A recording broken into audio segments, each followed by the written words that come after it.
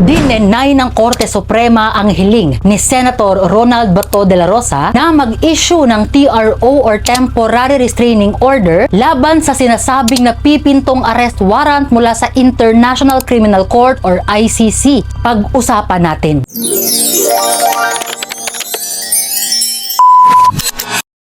Dahil sa opisyal na balitang ito na pumutok nito lamang May 20 of 2026, iisa lang ang tanong na nasa isip ng marami. Ibig sabihin ba nito ay maaari ng arestuhin si Senator de la Rosa at ipadala sa ICC agad-agad? Base sa inilabas na sagot ng Korte Suprema, nawalan lamang si Senator Bato ng panandaliang proteksyon or interim relief. Kaya naman marami ang nagsasabi na legally exposed siya ngayon. Ayon pa sa mga ulat tungkol sa posisyon ng Malacanang, tinitignan umano ng ehekutibo na valid ang warrant of arrest na mula sa ICC.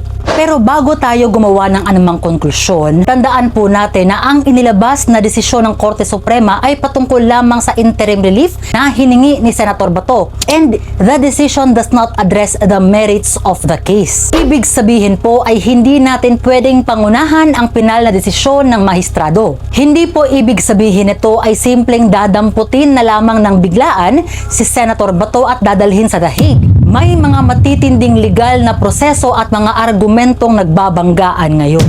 If you're new to my channel, I'm Attorney Jane and I talk about life, law, and more. Balikan natin ng pahapyaw ang mga taong 2016 to 2018. Sa mga panahong ito, si Senator Bato de la Rosa ay nagsilbi bilang Chief of the Philippine National Police or PNP. Ayon sa mga pampublikong record, siya ang isa sa mga pangunahing tagapagtupad ng anti-drug war campaign ng previous administration. Dahil sa mga naiulat na insidente ng kampanyang ito, pumasok sa eksena ang International Criminal Court or ICC. Nag-launch sila ng investigasyon tungkol sa mga alleged o sinasabing crimes against humanity na nangyari umano noong mga panahong iyon. Tandaan po na sa mata ng batas, these are only allegations dahil wala pa namang paglilitis na nangyayari ngayon sa ICC. Tanong naman ng karamihan, di ba umalis na nga ang Pilipinas sa ICC? Tama kayo dyan. Noong 2019 ay opisyal na nga nag-withdraw ang Pilipinas mula sa pagiging miyembro ng ICC. Pero ano nga ba ang posisyon ng mga ICC prosecutors tungkol sa debateng ito? Ayon sa kanilang interpretasyon ng international law, kahit na umalis na ang Pilipinas noong 2019, may jurisdiction o kapangyarihan pa rin silang imbestigahan ang mga nangyari sa Pilipinas noong panahon na miyembro pa ito ng ICC.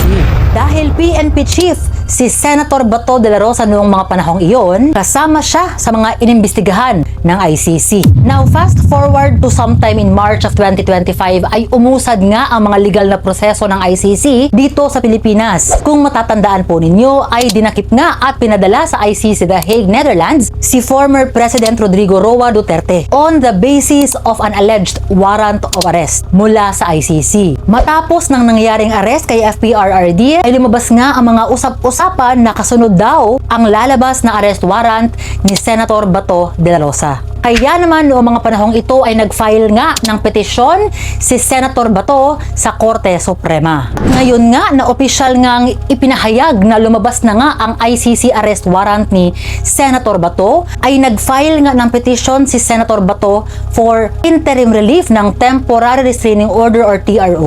Now, ano nga ba itong TRO at bakit ito mahalaga? Ang TRO po mga kaibigan o ang Temporary Restraining Order ay maaari nating sabihin na parang pause or time out sa batas. Isa itong tinatawag nating interim relief. Emergency na utos mula sa korte na pumipigil sa isang tao, ahensya o gobyerno na gawin ang isang aksyon hanggat hindi pa nare-resolba ang buong kaso.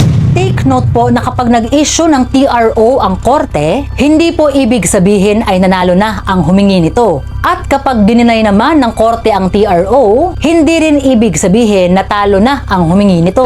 Kapag nag-grant po ang TRO, gusto lamang ng husgado na i-freeze muna ang sitwasyon para maprotektahan ang karapatan ng mga involved habang nagde-decide pa on the merits of the case. Kaya naman noong humingi si Senator Bato ng TRO mula sa Korte Suprema, ang panawagan niya ay pigilan muna ang gobyerno na siya ay arestuhin gamit ang isang International Criminal Court warrant of arrest habang wala pang katumbas na warrant mula sa isang local court dito sa Pilipinas. Pagdating nga ng May 11 of 2026 ay lumabas ang mga ulat na nag-issue na nga ng public warrant of arrest ang ICC laban kay Senator Bato de la Rosa. Dahil dito ay nag-file nga ng urgent supplemental motion ang kampo ni Senator Bato. Nakaangkla ang kanilang argumento sa issue ng sovereignty at due process dito sa Pilipinas. Ayon sa kanila, bilang isang malayang bansa, anumang pag-aresto sa bansang Pilipinas ay dapat idaan sa legal na proseso ng ating justice system. Para sa kanila, ang direktang pagpapatupad ng ICC warrant laban sa isang Pilipino, lalo na sa isang nakaupong mambabatas o senador, nang walang lokal na warrant ay labag umano sa ating saligang batas. Kasunod nga ng pag-file ng supplemental motion na ito ay hiningi rin ng Korte Suprema ang komento ng gobyerno patungkol sa hinihinging TRO. The government in this case was represented by the Office of the Solicitor General or the OSG. Base sa komento ng OSG, iginiit nito na may international obligation pa rin daw ang Pilipinas. Ayon sa kanilang manifesto, nakatali pa rin daw ang Pilipinas sa international law na makipagtulungan dahil sa kasunduang pinasok natin noong mga panahong miyembro pa tayo ng ICC. Inilatag din ng OSG na ang pakikipagtulungan ng Pilipinas sa ICC ay bahagi umano ng hustisya. Inatake rin ng OSG ang karapatan ni Senator Bato na humingi ng relief mula sa korte based on the Clean Hands Doctrine. Ayon sa legal principle na ito, kung hihingi ka ng proteksyon sa korte, dapat ay handa kang sumailalim sa proseso ng batas. Sa kanilang komento ay inilarawan ng OSG Senator Bato bilang fugitive from justice. In short po mga kaibigan, ang argumento ng OSG ay kumbinsihin ang Korte Suprema na huwag magbigay ng TRO in favor of Senator Bato de la Rosa. Ngayon, pagkatapos mabasa ng Korte Suprema ang mga argumento mula sa dalawang panig from Senator Bato de la Rosa and from the government represented by the OSG, naglabas nga ng desisyon ng Korte Suprema nito lamang May 20 of 2026. Ano ang naging resulta ng botohan mula sa mga miyembro ng Korte Suprema? 9 na mahistrado ang bumoto para i-deny ang hinihinging TRO. 5 ang nag-dissent at 1 ang nag-abstain. Overall ay dinenay nga ng Korte Suprema ang hinihinging interim relief of TRO ni Senator Bato de la Rosa. Sa ngayon ay mahalagang maintindihan po natin mga kaibigan that what the Supreme Court addressed at this instance is only the interim relief prayed for. Hindi pa po nila ina-address ang main issues ng kasong isinampa. Ayon nga sa Korte Suprema, the main issues raised by the parties in their pleadings and their motions are yet to be resolved in the main case. Ibig sabihin ay hindi pa hinuhusgahan ng Korte Suprema kung sino talaga ang nanalo sa kasong ito. Hindi pa nila sinasabi kung valid ang ICC warrant na ipatupad sa Pilipinas without a local court order. Ang tangi lang nilang sinabi ay habang dinidinig pa ang main issue sa kaso, hindi muna nila bibigyan ng panandali ang interim relief or TRO si Senator Bato de la Rosa. Ano nga ba ang naging debate ng karamihan patungkol sa enforceability at validity ng ICC warrant of arrest? Sa isang banda po ay nandyan ang konsepto at prinsipyo ng national sovereignty at domestic due process. Ito ang pundasyon ng depensa ni Senator Bato. Ano nga ba ang punto nito? Tayo ay isang malayang bansa. Gumagana ang ating mga korte. Kung may Pilipino na kailangang litisin o arestuhin sa sarili nating lupa, dapat ay idaan ito sa mga Pilipinong mahistrado or Filipino judges at ayon sa ating konstitusyon. Base sa konseptong ito, hindi tayo dapat basta-basta na nagpapapasok ng mga banyaga para lampasan ang ating sariling judicial system. Sa kabilang banda naman ay nandyan ang konsepto at prinsipyo ng international accountability and human rights. Ano ang punto nito? Kapag ang isang bansa ay sumali at pumirma sa mga international treaties, may kaakibat itong mabigat na obligasyon. Hindi pwedeng baliwalain ang kasunduan iyon dahil lamang kumalas o umalis tayo kalaunan. Naniniwala ang mga pumapabor sa panig na ito na ang hustisya, lalo na para sa mga alegasyon ng crimes against humanity, ay hindi natatapos sa local borders lamang. Kung anong panig ang mananaig, nakadepende yan sa kung ano ang magiging desisyon ng Korte Suprema sa merits ng kasong nakabinbin sa kanila. Sila lamang ang makapagdedesisyon kung alin sa dalawang prinsipyong ito ang mananaig base sa ating batas at sa ating konstitusyon.